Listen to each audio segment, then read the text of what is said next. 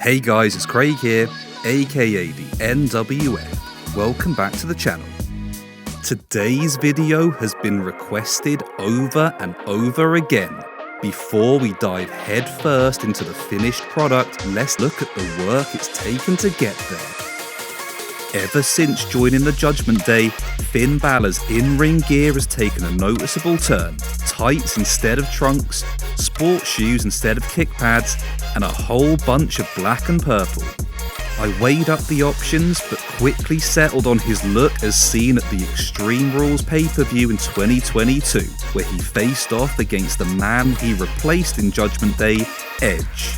I started by piecing parts together, and once I was happy with the scale, I sculpted in the details. The shoes needed modifying to accurately replicate the style, and I took the opportunity to add some thickness to the thighs by sculpting folds around the pegs for the knee joint. I then started laying down some coats of watered down black paint to create a base. Once I had a feel for how it was shaping up, it was time to apply the decals.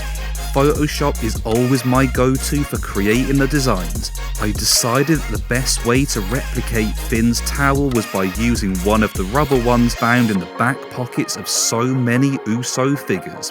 So a big thank you goes out to Callum over at CMW Toys for gifting me this one, along with a set of double jointed black arms which we put to good use later. After repainting in purple, I sanded down the right buttock area to get it to fit flush before securing in place with super glue. For the head scan, I took a basic 133 Finn Balor and sculpted in a new fringe before repainting in its entirety.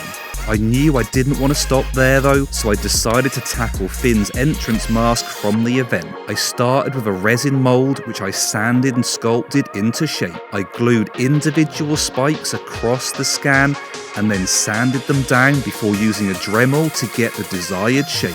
This was easily one of the most time-consuming parts of the creation process, and my confidence in it was up and down throughout, but I'm glad I pushed on.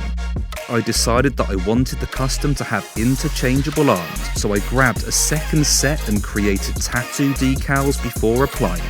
I couldn't quite settle on how to change them in and out. Once again, enter that man Callum, who suggested connecting the arms to the shoulders using magnets.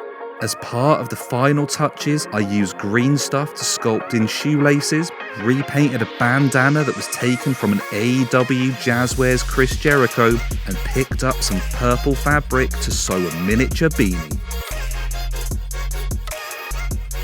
A lot of time and effort has gone into this one, and I'm really pleased with the end result. I absolutely love the look of the tights. I repainted each of the designs in silver to make them really pop, and the TJP lower legs work perfectly to create the bunched up effect of the material. The sculpting and the paintwork for the shoes is something I'm really proud of, and it adds a pleasing level of realism. The addition of the sculpted fringe makes a big difference to the overall look of the facial likeness, and coupled with the repaint really brings this head scan to life.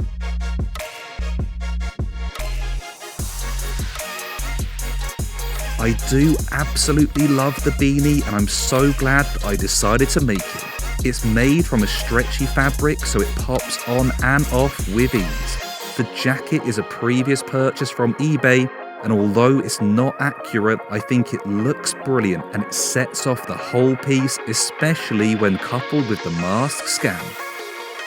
I used a gloss sealant on the mask itself to help give a reflective sheen similar to that seen on the real one, and although I was uncertain when making it, I'm really glad that I persevered because the end result looks great.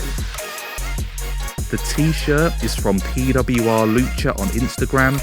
Fantastic quality, and as always, the absence of the Velcro opening at the back just further adds to the realism of the piece.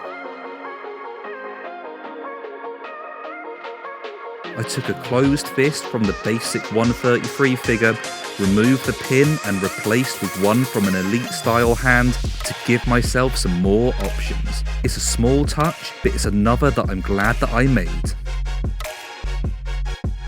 taking a look at the interchangeable arms, I've added magnets to the inside of the peg holes on each of the arms and one to each end of the shoulder pegs.